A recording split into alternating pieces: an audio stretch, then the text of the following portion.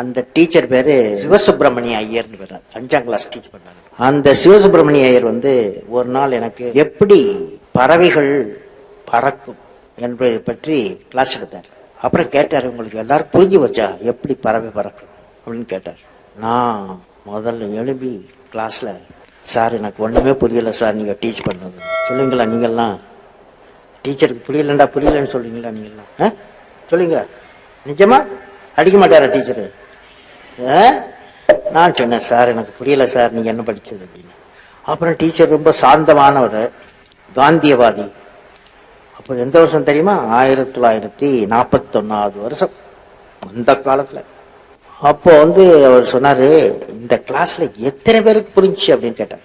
உடனே புரிந்தவங்க எல்லாம் கைய காமிங்க அப்படின்றார். 10 பேர் காமிச்சாங்க. என்ன 40 பேர் 30 பேருக்கு புரியல.